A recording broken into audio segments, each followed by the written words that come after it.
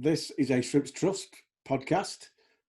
All news and all views expressed in the podcast are those of the contributors, not necessarily those of Morecambe Football Club. Yeah, yeah, yeah, yeah. God, I believe me. Blessing in the land is Morecambe FC. Has gone to see me. Blessing in the land is Morecambe FC. Thank you for joining us here at the ShrimpsNet, the Shrimps Trust podcast.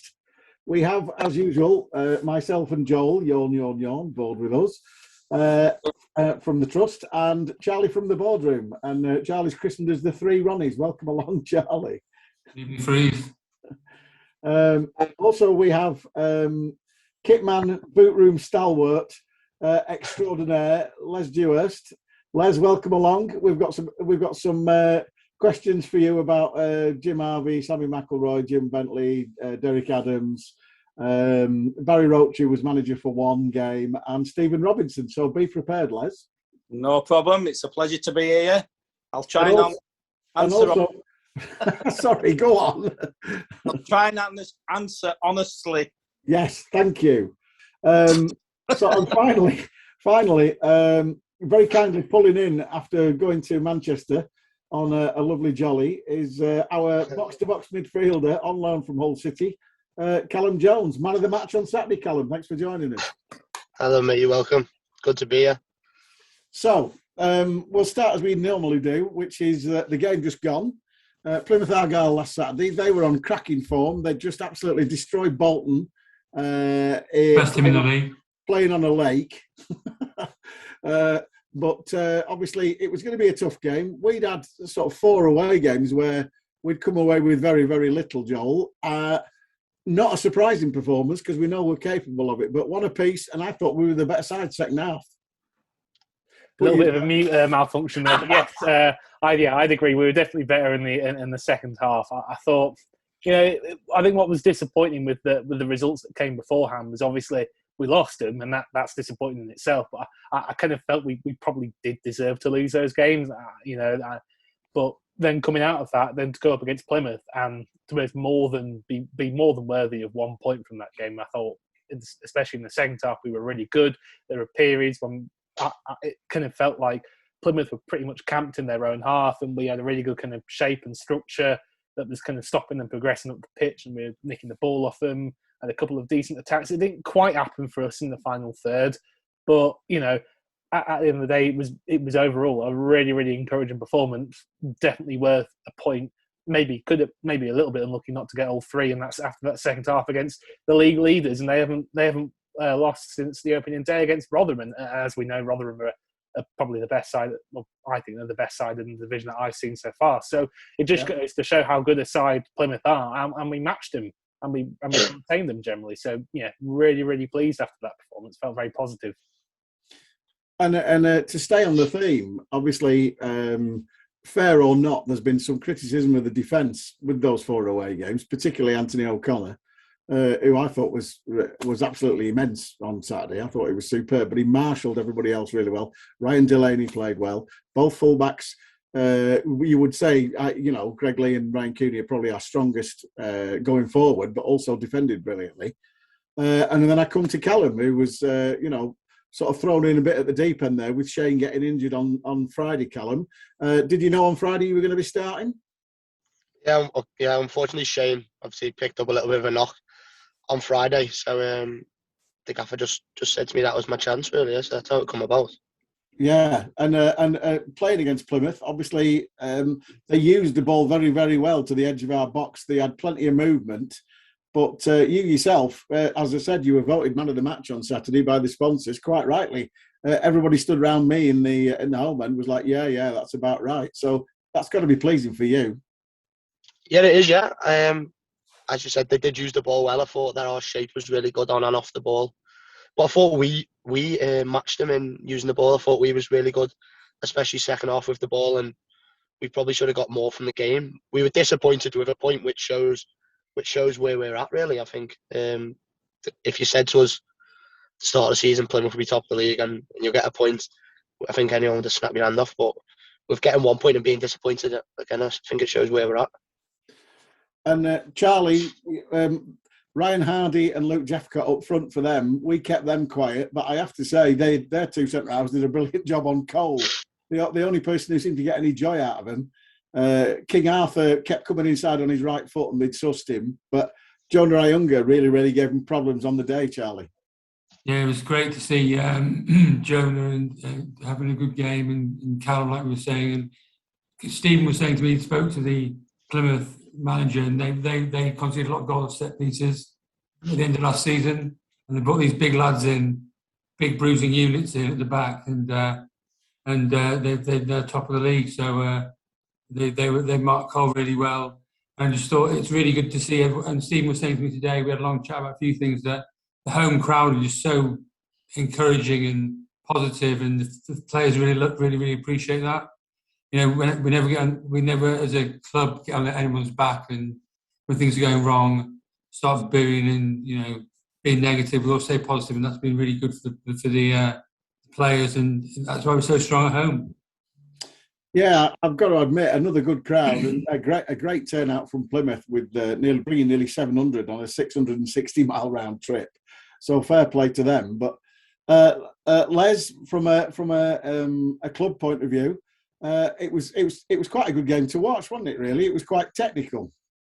Well, the games I managed to watch so far this season have all been very good technically. I think this is one of the best technical teams we've had for a long time. So it's damn good to watch, very good to watch.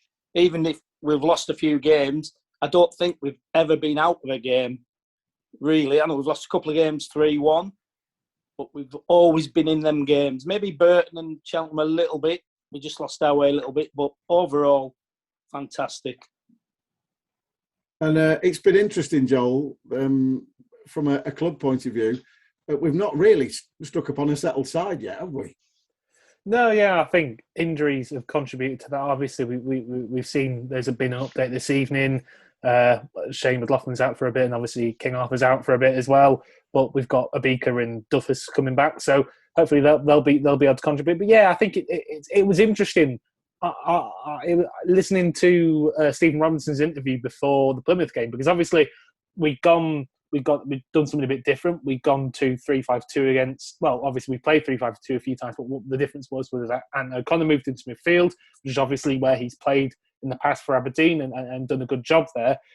I think for us as a team on that Tuesday against Cheltenham, it probably didn't work out that well because our defence didn't really improve much, and it probably hampered us a little bit going forward. So as Stephen Robinson said, he decided to kind of do a bit of a reset that week. I felt quite positive after hearing that interview, and it was very much back to the kind of 4-3-3 style that we kind of started the season in. And it just seemed that everybody was a lot more comfortable in that. Even if nominally it looked like a more attacking lineup, ultimately everybody looked a bit more comfortable, a bit more organised, a bit happier in what they were doing. And, it paid dividends. We played really, really well, both on and off the ball. And moving to this Saturday, obviously away at the Kassam Stadium, Oxford in pretty good form. They've suffered quite a few injuries as well, but the people who've come in have taken a bit of time to bed in. But I've looked at their side, and they've got some really. It's the tale of this division, isn't it? They've got some really, really good ball players, really good footballers. They're not really. They're going to play through the thirds, and they're going to have a real go. Obviously, Callum, you've had some time off. You're getting back to it tomorrow and Friday, as you said, with Shane not being available and your man of the match performance. You've got to be looking to start at Oxford, haven't you?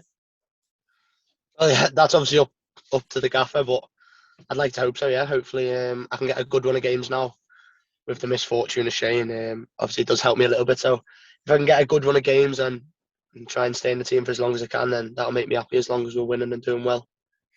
And looking at your development as a midfielder, obviously in this division, obviously your parent club were in this division and did really well in it last year. But how valuable is it playing alongside Toombs? I've said it so many times. He's so good on the ball. he never looks like he's going to lose it. It's always glued to his feet, and obviously he's so experienced, isn't he? So you just learn things off him, and he talks you through games as well. So when he's alongside you, he makes it that little bit easier. And I have to say, Toombs often looks like he doesn't know what he's going to do himself. So how the opposition is supposed to work that one out, I never really know. But looking to Oxford on Saturday, like I say, they've had our away form not been great since we went to Crewe, and it's going to be tough on Saturday, isn't it? Because they'll have quite a crowd behind them. Yeah, they will. Yeah, we'll do what we always do. We focus on ourselves, but we obviously watch a bit of them. But mainly, we'll just do what we did on Saturday. We'll press with high energy. We'll try and play, and Cole will be on it, so he'll score a couple of goals for us. You heard that first. Right, I'll just nip down to Betfred when I've finished this now. Les, how's it pan out for you at Oxford? Are you setting off tomorrow, or what's happening with you? We'll train first on Friday. Yeah. So I'll be up about 8 o'clock up at the university. They'll finish, hopefully get away for 12. I think the coach is leaving around about 1 o'clock, and then I'll set off a little bit after doing a little bit of laundry, a little bit of training kit. Get away hopefully about 2-ish. Hopefully get to the hotel about 6. And have a bit of a rest, and then up and at it Saturday morning. And a busy day. Yeah, I was going to say. So I'll come back to that. I'll come back to that because I'll move on now. Obviously, we've got Callum on as a guest. Callum, everybody will know from your accent that you're not from Hull. No.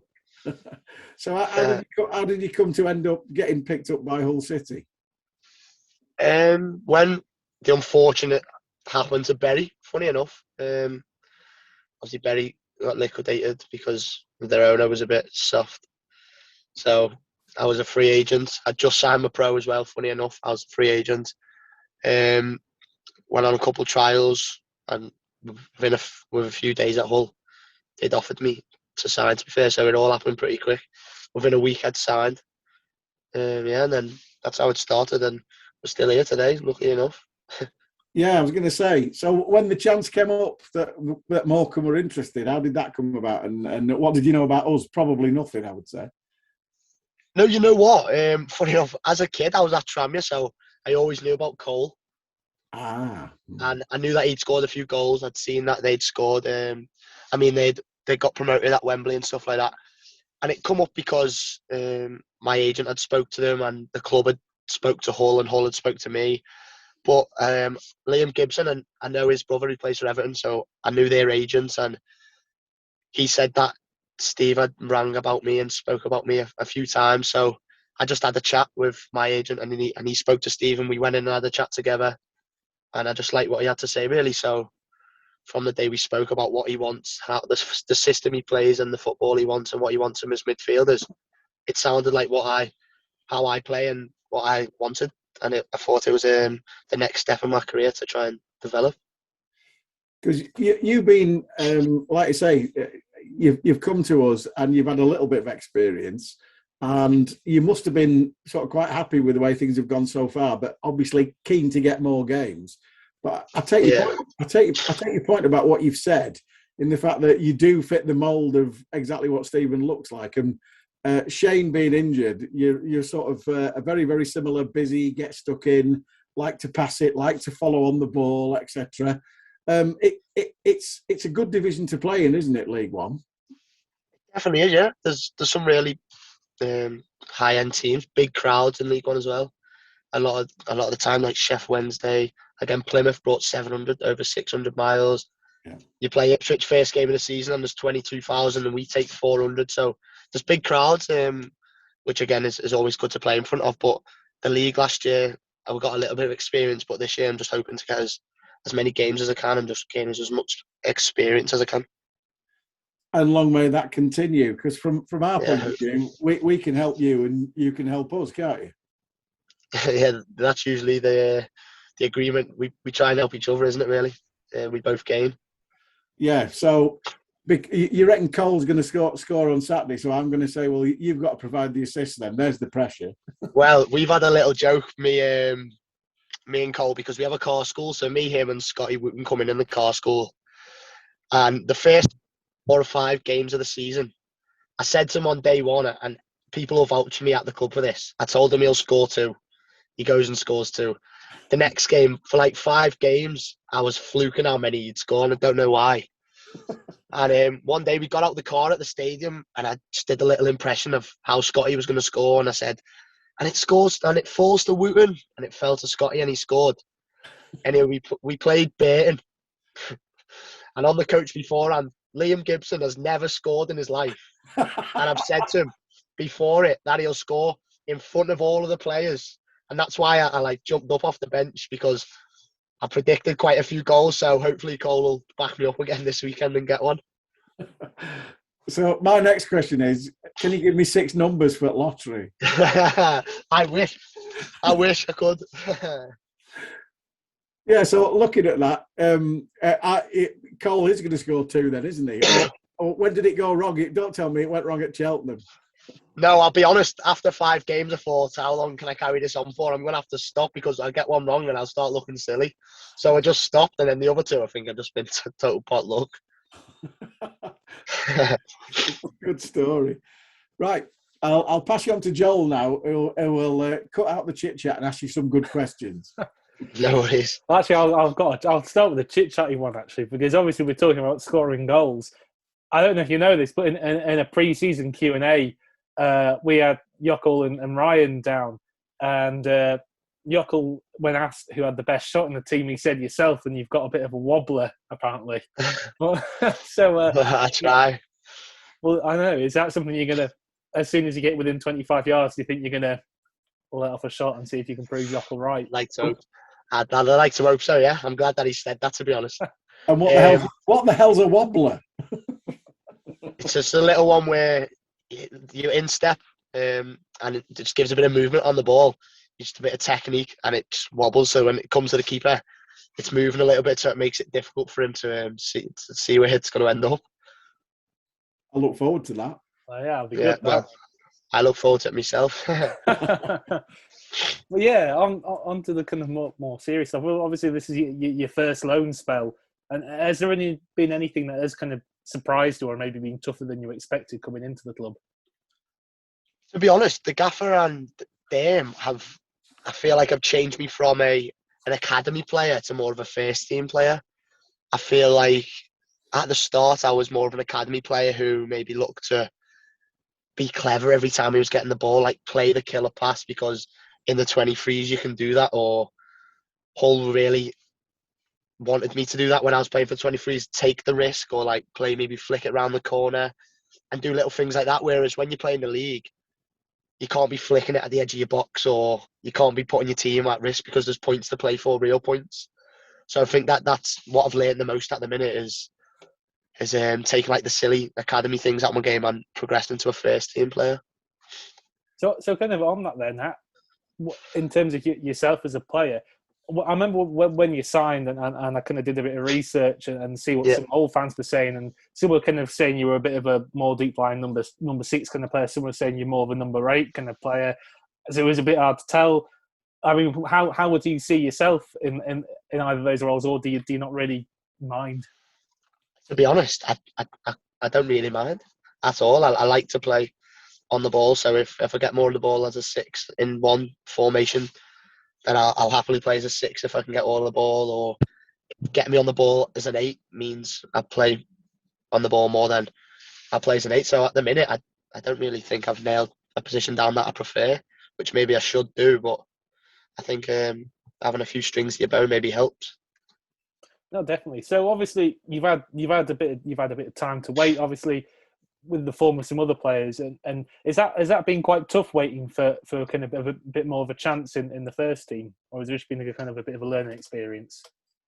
No, of course, anyone's lying who says it's not frustrating, because you want to be playing, but you understand when the team's doing well, and you've got to keep working hard. And with me and the gaffer have spoke about how to get in the team, and I think we'd both say over the past 6 weeks I've tried to change to the system and learn the system even more by like watching clips and things like that to when I come into the team, be ready and try and stay in for as long as I can. But of course, yeah, as you say, it is a bit frustrating, but you want the team to do well. And if that's happening when you're not in the team, then it's unfortunate, but you're always going to get an opportunity because things, injuries, red cards, anything, loss of form always happens. So you just got to be as patient as you can. So you mentioned obviously working on a few things over the past 6 weeks. Is there anything kind of in particular that you've kind of worked on to try and make that last little step? Just learning the role more, really. Maybe like just little things that you wouldn't really think matter, like positionally, like when to press, when not to press, and just learning off of a player. So what they do that they're good at that I can take from them, what they don't do as good as me, maybe, or what they don't do too good that I can maybe do better, or vice versa. They probably do the same as me. So it's just learning what you can as quick as you can. So when that opportunity comes, you're ready and you know exactly what you're getting into. So I suppose that kind of relates to what you were saying before about kind of learning to go from being an academy player to a first-team footballer playing league football for points every week. Yeah, 100%. Yeah, that's definitely what it is. 100%. So obviously, with Freez touched a little bit before about your time with Bury, obviously, and you're there for a year, and then obviously the club go bust. Was it quite a long time? I think it got officially kicked out at the end of August, and then I had a little look, and you signed at Hull in October. Was there much of a wait, and was that quite stressful, maybe, or did you know you had something lined up?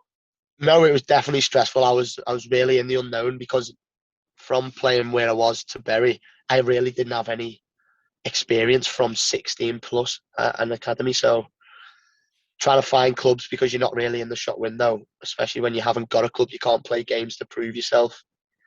I just had to be patient, work as hard as I can.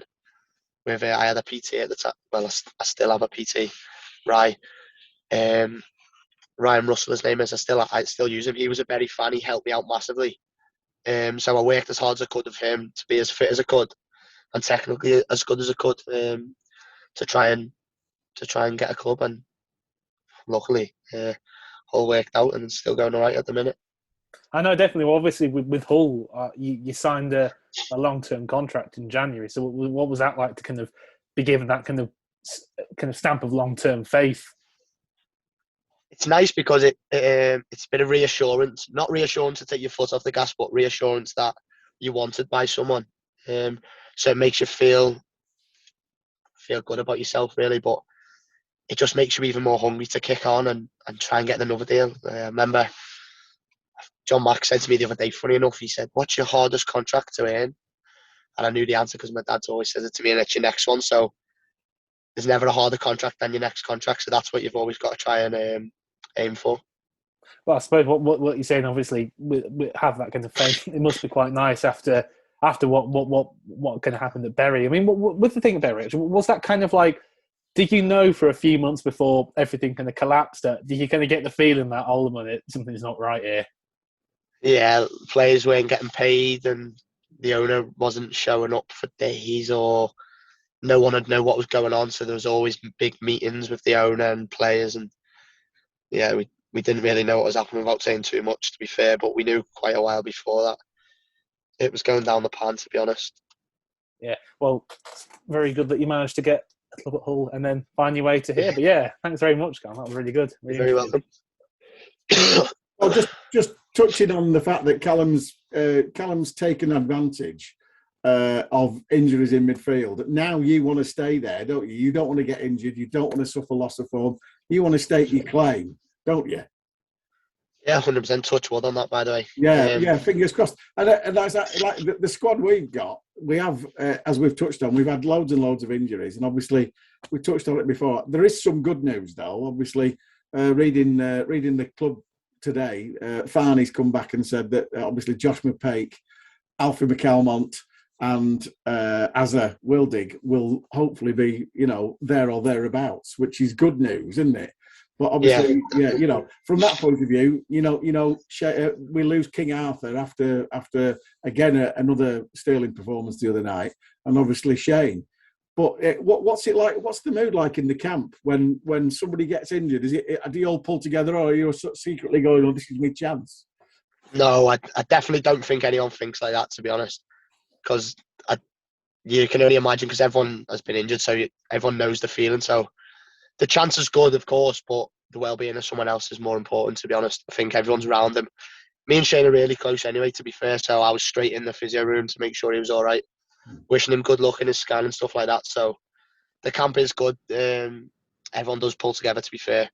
We're quite tight-knitted. I think you can tell that on the pitch, to be honest. Yeah, and that's quite interesting. With obviously we know 19 new signings, and obviously some of you like yourself and Alfie on loan. Stephen's done a good job of bonding you all, hasn't he? Yeah, but you're with each other that much, aren't you? You go away for a week in pre-season rooms.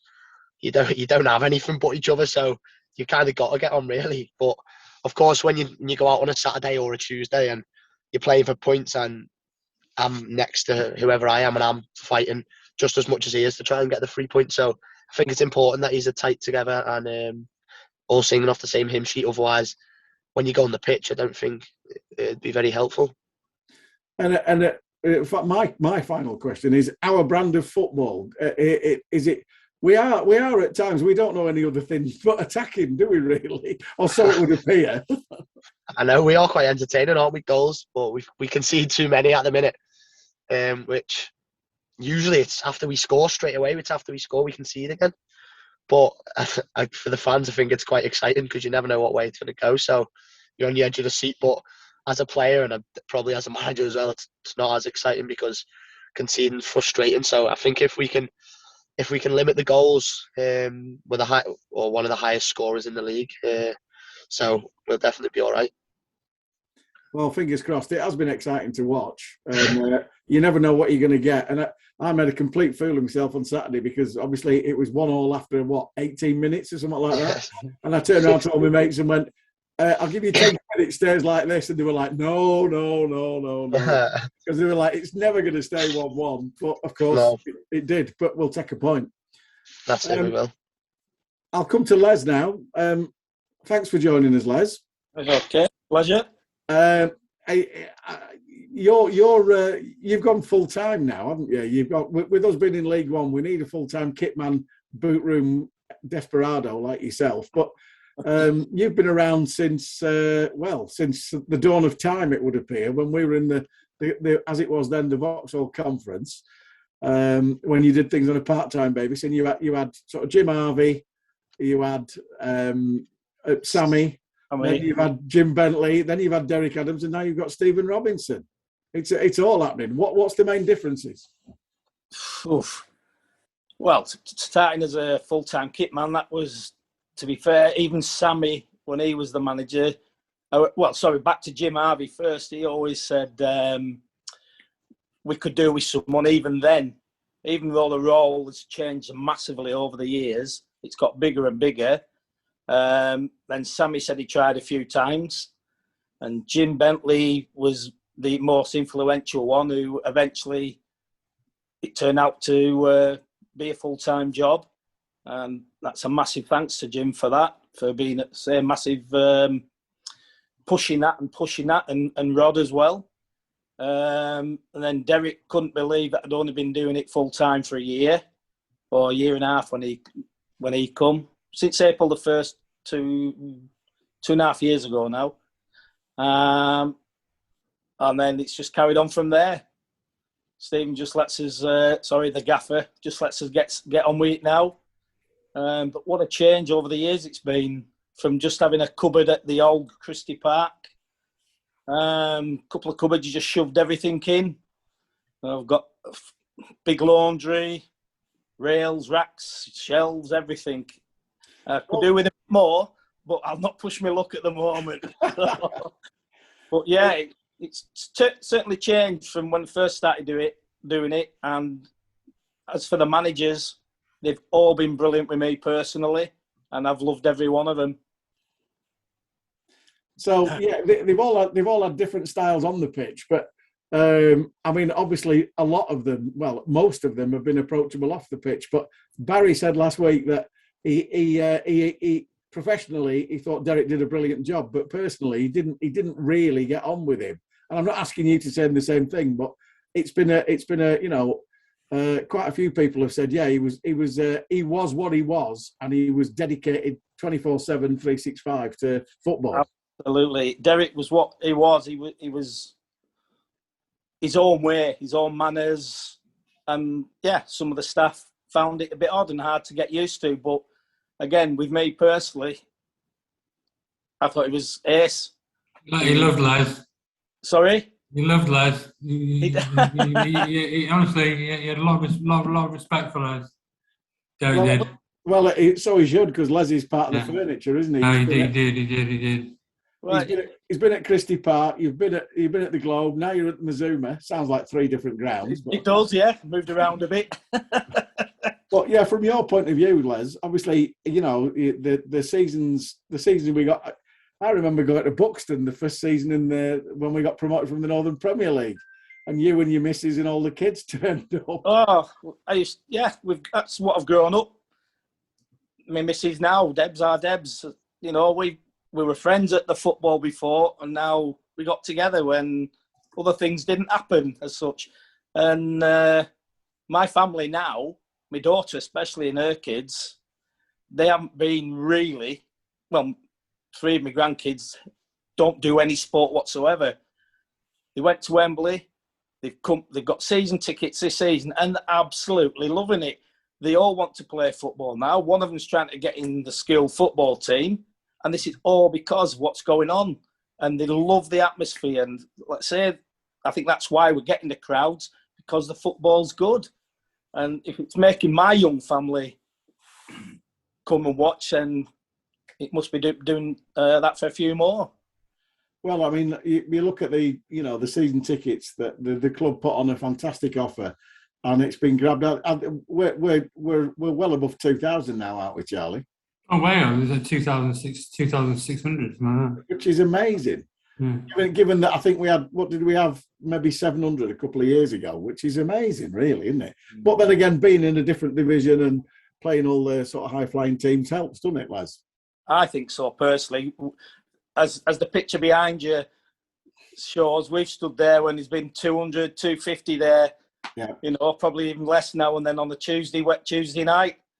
And now we're getting these sort of crowds. We wouldn't have dreamed of it, would we, at that? No, not a chance. Watching from the old Christie Park stand there. Yeah, I mean, I look at it now and I just, pinch me, I'm dreaming, because it's magic, absolutely magic, because we're competing with teams that we couldn't even dream of playing. But they're all, the teams we play now are all seasoned league teams for years and years, established for years and years. And this is what the newcomers as such, if you want to call them that, the new fans, have just got to understand a little bit where we've been in the past. Yeah. We went through the mire about 5 years ago. We nearly went.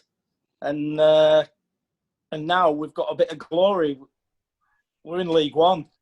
For me, it's like the Premiership. Now people are talking about the Championship. It was like the Champions League for me, if you want.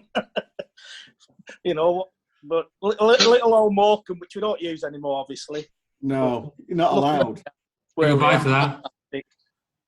Well, this all comes around like we were sort of ribbing Charlie a couple of weeks ago, because obviously we've cocked up here because him and James had a 3-year plan and Derek did it all in 12 months. It's a 1-year plan now. If only it was finished, Freez. Yeah, but there's still time, Charlie, isn't there, luckily? Well, yeah, I just think, back in Les's point up, I came on my week-long stay a couple of weeks ago, and it's changed so much since 2-3 years ago when, I'll tell you the best thing to cap it all. David and Kate in the look after the directors in the director's box. And she's lovely, Kate, but she's a pharmacist and she helps me out with my medications. Not great when I've been, all the adrenaline's gone after watching a game and stuff. And she said to me, "Do you know what, Charlie? The best thing about Morecambe Football Club is now that no one laughs at me and David anymore." Yeah. Yeah. She said we've been laughed at laughed at by our friends and family for sport. Exactly. Now no one laughs at us anymore. No. We've really stuck with me that, she was saying it in such a heartfelt way. It wasn't about the football. It was about her personally and how she felt about the whole thing. And if you can replicate that across 3,000-4,000 people, then it's going to be great, isn't it? Well, we touched on it. We've touched on it in just about every single one. There is definitely, and still is, Joel, a buzz around Morecambe fans and the place itself. There is a buzz. You're now you've decamped to Manchester, and you're getting together with other Shrimps fans in Manchester and organising travel now, aren't you? Because there's a buzz. Exactly. It's just such a really good time to be supporting the club. Obviously, I've been there through the struggles in League Two. Obviously, went away for uni for a bit, but to kind of come back around my circumstances kind of line up quite nicely with getting promoted to League One and moving a bit closer to home, and then seeing a few other Morecambe fans in Manchester and being able to get together and have a good time going to the game. It's brilliant, and it's just such a big buzz. It's kind of like, it's amazing. I was in this the other day. Obviously, we have 4,200 there on Saturday, and obviously in part thanks to a big following from Plymouth, but mainly because of our boosted home attendances. Because I remember back in the day, a few years back, if we were playing a team who we knew would bring a big away following like Plymouth, because they usually do, we'd think, oh, we might scrape 3,000 today. Isn't that exciting? Yeah. But now it's like we've got a team with a big away following, so that's 4,000's a given almost. Yeah. It's just it's brilliant. It's such a good time to support the club, and it's great to see so many people turning out. And like we've kind of already mentioned, the atmosphere was amazing. Even after a few difficult results, it was great to see everybody kind of be able to get behind the team and kind of give them that welcome back and that little bit of extra bit of adrenaline in their veins, hopefully, to kind of spur them on a bit more. It must be gratifying for you, Les, having been involved since, like I said, early days of the conference, when we'd sort of, Jim Harvey persuaded the board that we could go full time, and then you look at where we are now, and you're going out and doing your job and putting the kits out and stuff like that, and there's more people there at 2:15 than we used to get in the Northern Premier League on a good run. Absolutely is, mate. Absolutely, yeah. Just like I say, the fans that were there at Christie Park, the few fans, and then like Joel was saying about getting the bigger crowds. We get the big crowds when we played Ipswich, and the atmosphere was great at Christie Park. But then again, the week later, you'd be back to a few hundred, 800. When we moved into the conference, we started getting 800. Over the year, yourself and that. I remember when I first started, well, my first game, apparently, my dad told me, was 1963. I can't remember that. Stood on the Shale Bank. That was my first game. Was 1967 on there, but I don't remember that either. No. You were probably there. Kicking the stones, yeah, probably, yeah. Because my dad used to go, not regular, but when he could. And sorry, I'll lose my train of thought there where I was going. And then quite regularly watching in the 70s where it was up and down. And when Wembley 74, so 3 times we've been to Wembley and never lost. How many teams can say that? Barcelona and Woking. Barcelona and Woking been 4 times and not lost. So we need one more. Some rubbish. Not that I want to. I'm not bothered about Woking. I'd just like to equal Barcelona's, to be honest. That'd be nice, wouldn't it? Barcelona had their Champions League party where we had our party. Is that what? The one behind you? Yeah, same place. Wow. Well, there you go. We're in good company. Make sure next time we get to Wembley, Charlie, we book that. Gonna happen. So, yeah, then it sort of drifted in it, the 70s. And I think I started playing like North Lancs, West Lancs League football. It was sweeper then. I don't know, but whatever it was, the ball curled anyway. So that's a little private story. No, it's not. It's a story I'm going to tell now. Les had long hair. I had long hair. Well, I had some hair, and Les had some hair. And we used to play for Middleton in the North Lancs League. And I think we were was it at Milnthorpe or somewhere like that? It was Milnthorpe, yeah. We're at Milnthorpe. We're at Milnthorpe Corinthians, and it was Carnforth Rangers. Carnforth Rangers, yeah, it was. You're right, it was Carnforth Rangers. And this this ball comes in and it's a cross-come shot. And Les shouts, "Les's!" So I left it and it flew in the top corner. And I turned around to Les and went, "What was that, Les?" And what did you say to me? It curled. It curled. It wasn't supposed to curl. It was going straight past the post, and then it I curled. could have edited it out. And I went, "Les, what happened with that?" And everybody who's listening, Les was a good keeper, very good keeper in the North Lancs League. But Les's love was catching it off a high cross and then rolling it out to a fullback who wasn't ready. Who wasn't ready. He was never looking. No.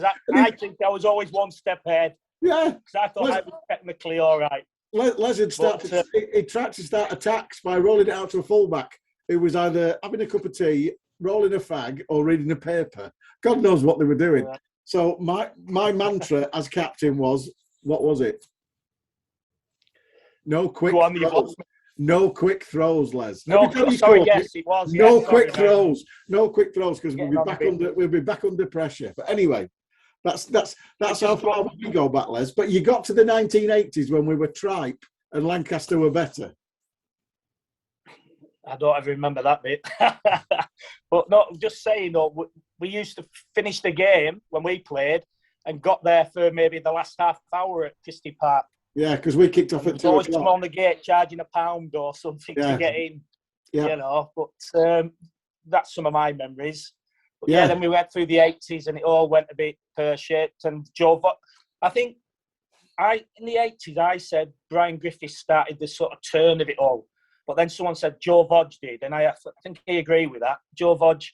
Yeah, Joe Vodge did, but then when he went to Colne, he took Dave Lancaster and a few with him.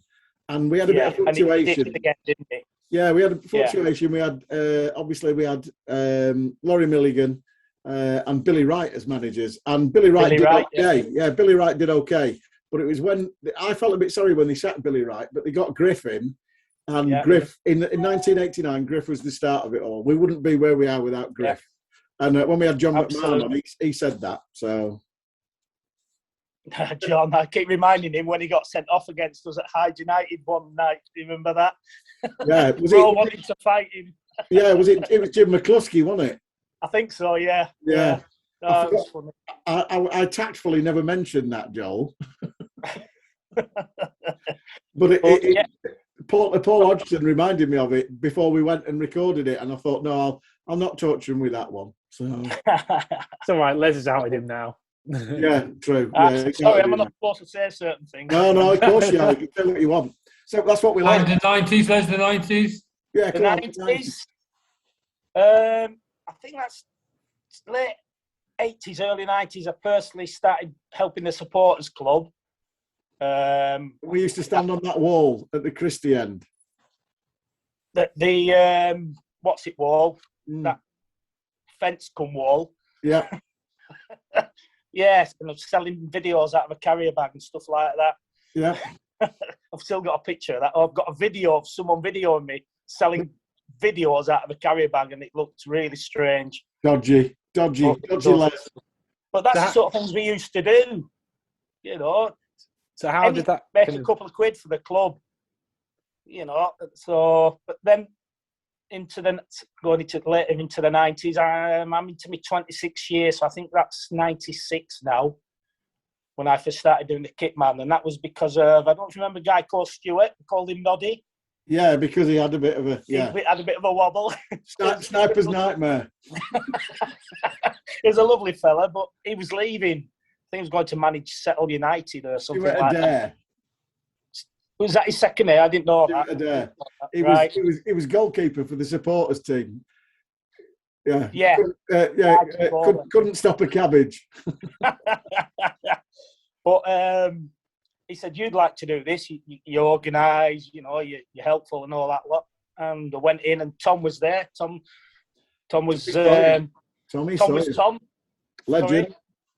Legend. Tommy, absolutely should never be forgotten.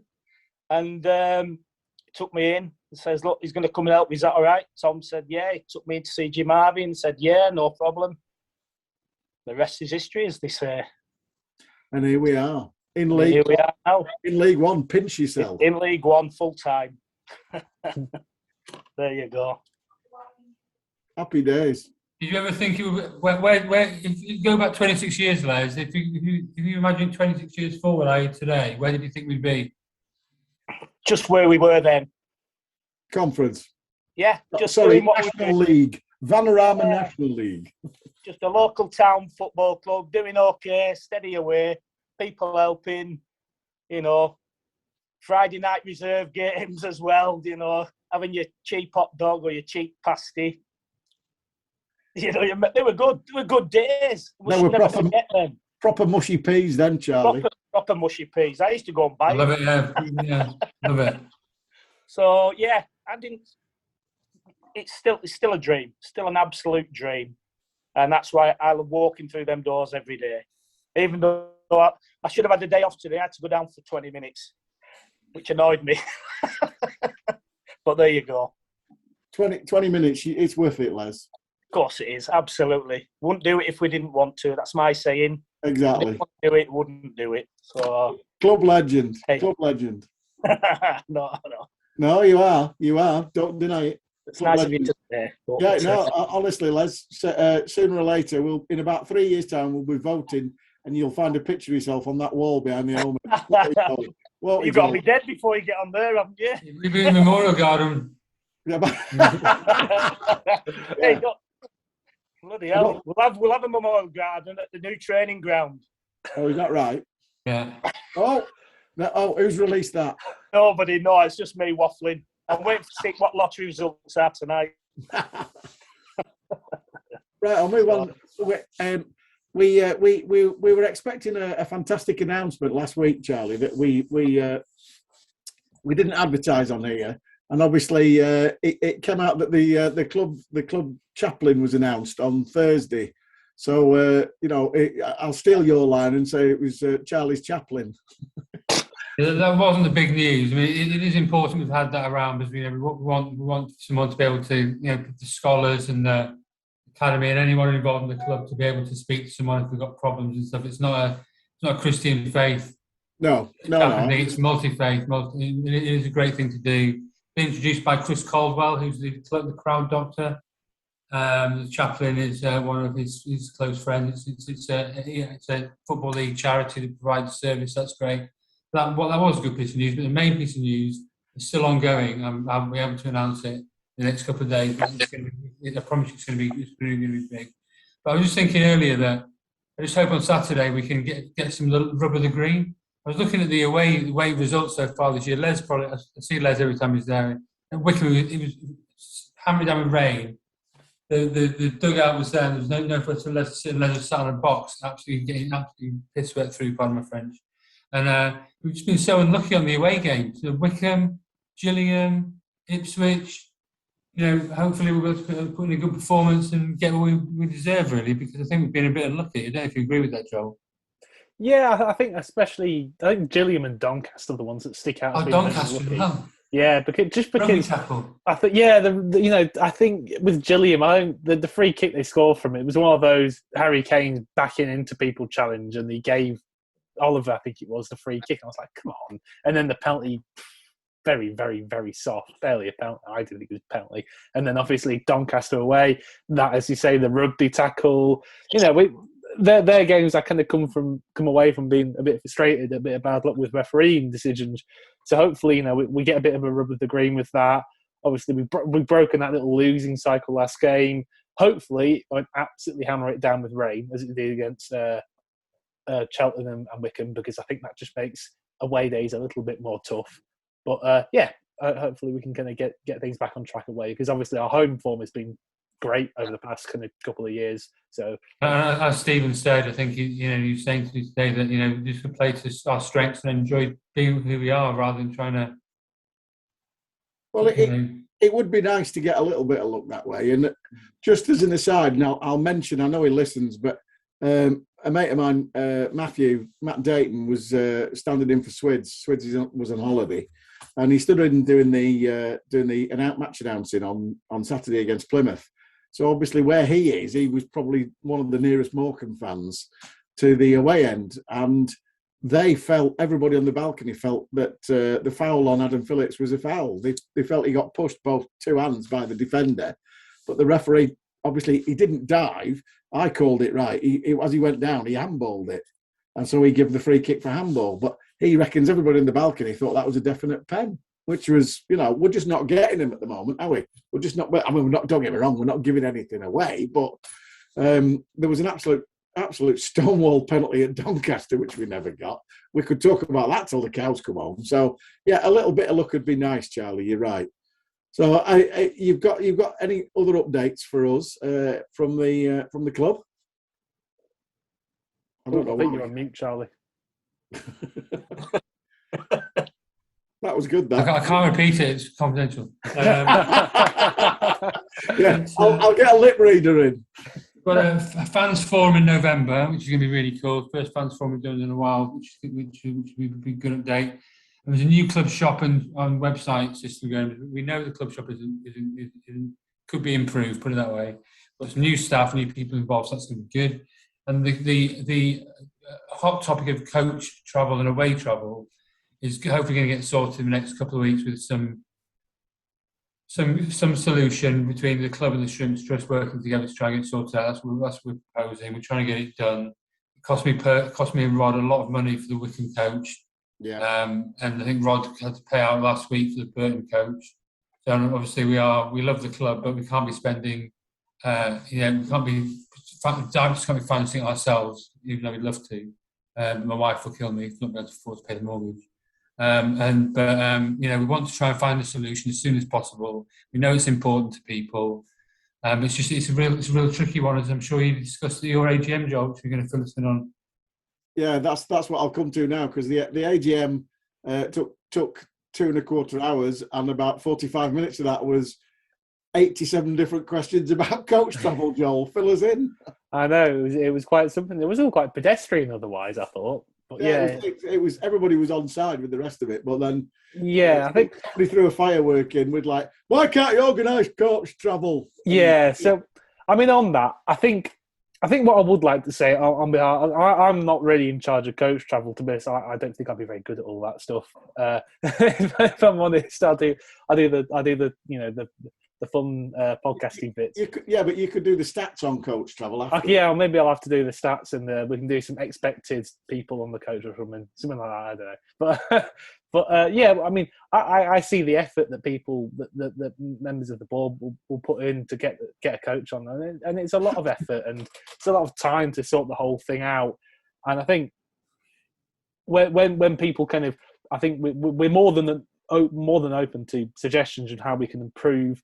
I think what I would like to say is, when the people running the coaches share their experiences and what difficulties they have, it's worth listening to what they have to say in kind of response, and say because people ask for why can't we do X, Y, and Z, and sometimes it's not always possible.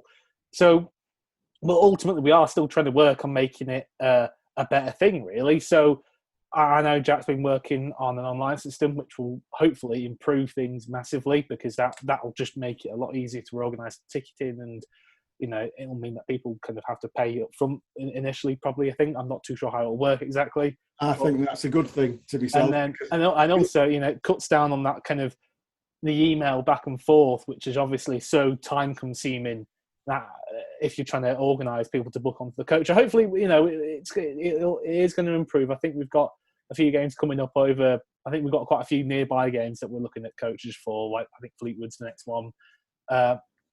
So, I think it is just going to be one of those things. It's not just going to happen for Oxford on Friday on Saturday.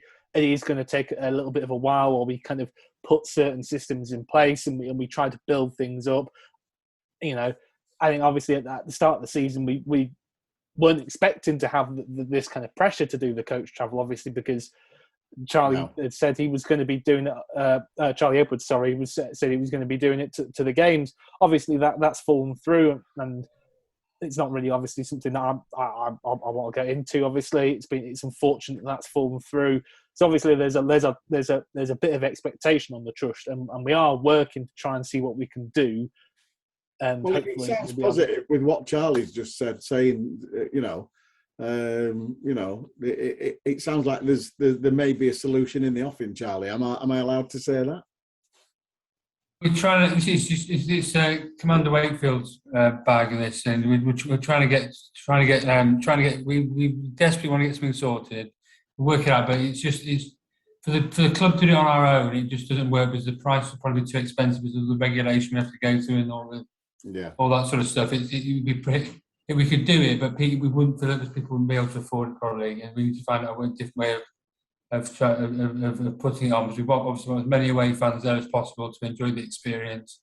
And it's really tough, And Rod, God love him, he would love to, put it on and pay for it himself, if he could. He's such a great guy. But it's like Joel said, it's hard to explain. People think it's so easy, but it's not easy. And you get the cost. People don't book on. Yeah. You can lose thousands of pounds. It needs to be stewarded. We need to have people behaving well. It's just a tough one, and that's why you probably had 54 questions, and everyone's got their own opinion on it. Yeah, that's true. The rest of the meeting was pretty positive, Joel, wasn't it? Really? Yeah, it was fine. We've had some kind of projects that have kind of been successfully implemented, like having Dickie dancing on the Legends wall, a couple of charity collections, the toy collection at Christmas. So that at the end of the day, it was. I mean, obviously that was the main talking point. I've gone on a little bit about it there, so my apologies for that. But on the main, it was really quite positive. I like it when you rant, Joel. It's good. It shows you care. I know, exactly. And a quick shout out there. Two things, first of all, that come to mind. 634 members of the trust, which is fantastic because they were aiming for 500 next year. I know I'm preaching to the converted because if you're listening to this, you're probably already a member of the trust. But if you know somebody who isn't, as Charlie's already said, 2,600 season ticket holders. That's what they should be. We are aiming for, isn't it, Joel? Yeah, we want everybody who's a season ticket holder, near or far, become a member of the trust. Because it becomes a powerful thing. It already is a powerful thing. It's got 634 members, which if we had 634 members were in the Northern Premier League, Les, we'd have won it. Oh. Yeah, I think we used to have about 50 members in the supporters club. Exactly. But we used to take a coach to most games. Yeah, true. Or a minibus. Or a minibus. But I remember I used to run the coaches, and it's not easy because you've always got to decide. Some people want to do something. Yeah. Some people want to do it another way. So just on the coaches, it's not an easy thing to do. No, it's not. Just like I say, the more, I must admit, I haven't joined this season, so have I got to join as well? We can forgive you considering you are kitman at the club. But if you feel like joining, then go for it. Well, I have done before. I like the badge and the freebies at Hurley Fly or whatever it is, 20%. Yeah, well, off. we've got good. a trolley coin this year, so it is not very, for very fun. Exactly. So, Well, right, I'll try and remember. I think they've had about 90 members from last season who've season before who've lapsed. Right. So that's it's quite a lot, isn't it? Really. So people are thinking, they don't do anything. Well, obviously this podcast tells you different. That's good. And the final thing from me is obviously Charlie gave a big shout out there to Commander Wakefield, who's currently in sunnier climes on manoeuvres. So I know he'll want me to give him a shout out because I know he listens. Keep up the good work. He's on next week. Yeah, that say Charlie being the decent type, he's going to let James get a word in edgeways. But then James will probably say, "I'm sorry, I'm on D3, D4 next week. I can't possibly do it." No. But thank you very much. Thank Callum. As you know, if you're watching, he disappeared about 20 minutes ago because he had somewhere to go. That's fine. Thanks to Callum. Thanks to Les. And I will say goodbye from the three Ronnies, Joel, Charlie and myself. Join us again next week when we'll talk about the fantastic 3-0 win at the Kassam Stadium. And obviously the impending return of Kev Ellison in the FA Cup. We'll see you then. Thanks for listening. Thank you very much. Cheers.